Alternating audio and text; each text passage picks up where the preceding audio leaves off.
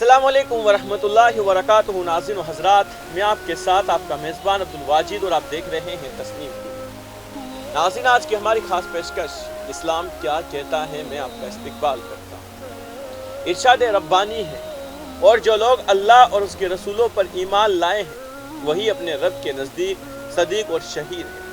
अहले ईमान को क़ल्बी तस्दीक की सआदत नसीब होती है और उन्हें शहादत हक़ के मनसब आला पर फाइज किया जाता है।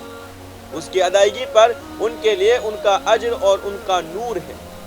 उसके बरअक्स मुनकरीन हक़ को खबरदार किया गया है कि जिन लोगों ने कुफ्र किया है और हमारी आयत को झुटलाया है वो दोज़खी है। ईमान और आखिरत के अलावा दुनिया की बाबत फरमान कुरानी है। खूब जान लो कि ये दुनिया की ज़िंदगी इसके सिवा कुछ नहीं कि एक खेल और दिल लगी और ज़ाहिरी टिप टॉप और तुम्हारा आपस में एक दूसरे पर फ़ख्र जताना और माल और औलादों में एक दूसरे से बढ़ जाने की कोशिश करना। उसकी मिसाल ऐसी है जैसे एक बारिश हो गई तो उससे पैदा होने वाली नबातात को देखकर काश्तकार खुश हो गए, फिर वही खेती पक जाती है और तुम देखते हो कि वो जर्द हो गई, फिर वो भूस बनकर रह जाती है। दुनियावी कामयाबी को कुछ लोग खाली के हकीकी का इनाम और कुछ अपनी मेहनत की कमाई समझते हैं, लेकिन इस बात को भूल जाते हैं कि ये दायमी नहीं बल्कि आर्जी है। सामान्य ज़िंदगी या तो इस दुनिया में भी छिन जाता है वरना मौत उसे छीन ही लेती है। कुरान हकीम में इसकी मिसाल यूँ बयान हुई है कि इसके बरअक्स आखिरत वो जगह है जहाँ सख्त अजाब है और अल्लाह की मग़फ़िरत और उसकी खुशनुदी है। दुनिया की ज़िंदगी एक धोखे के समान के सिवा कुछ भी नहीं। इसलिए इनकार करने वालों के बिलमुकाबिल इकरार करने वालों से कहा जा रहा है, दौड़ो और एक दूसरे से आगे बढ़ने की कोशिश करो अपने रब की मग़फ़िरत और उसकी जन्नत की तरफ जिसकी वुसअत आसमान और ज़मीन जैसी है, जो मुहैया की गई है उन लोगों के लिए जो अल्लाह और उसके रसूलों पर ईमान लाए हो। ये अल्लाह का फ़ज़ल है, जिसे चाहता है अता फरमाता है और अल्लाह बड़े फ़ज़ल वाले हैं। बंदाए मोमिन की ये दौड़ धूप विसाले यार तक जारी रहती है।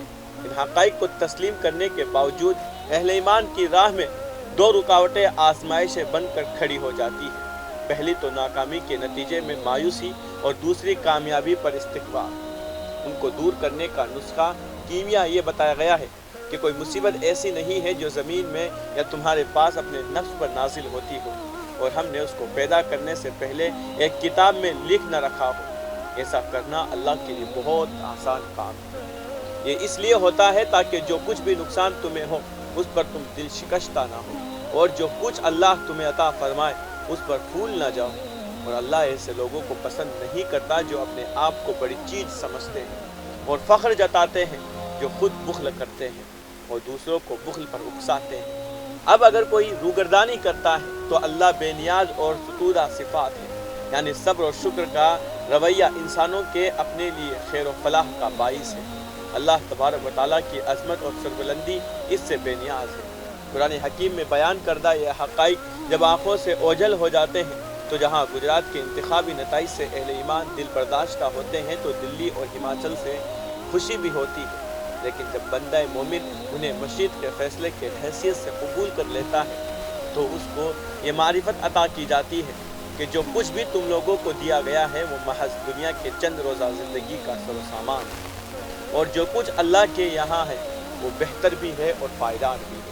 यानी आखिरत के मुकाबले दुनिया का साजो सामान बिशमोल कामयाबी और नाकामी अबतर और आर्जी है। उसके बाद उखरवी इनाम और इकराम के हक़दार लोगों की सिफ़ात यूँ बयान की गई है कि वो उन लोगों के लिए है जो ईमान लाए हैं और अपने रब पर भरोसा करते हैं। ईमानियात के बाद अखलाकियात से मुताल्लिक़ फरमाया गया, जो बड़े बड़े गुनाहों और बेहयाई के कामों से परहेज़ करते हैं और अगर गुस्सा आ जाए तो दरगुजर कर जाते हैं। ये काम मुश्किल मगर लाज़मी है। आगे इबादत की तलक़ीन की गई है, जो अपने रब का हुक्म मानते हैं, नमाज कायम करते हैं। मामलात की बाबत रहनुमाई की गई है कि अपने मामलात आपस के मशवरे से चलाते हैं। हमने जो कुछ भी रिज़्क़ उन्हें दिया है उसमें से खर्च करते हैं और जब उन पर ज़्यादती की जाती है तो उसका मुकाबला करते हैं, यानी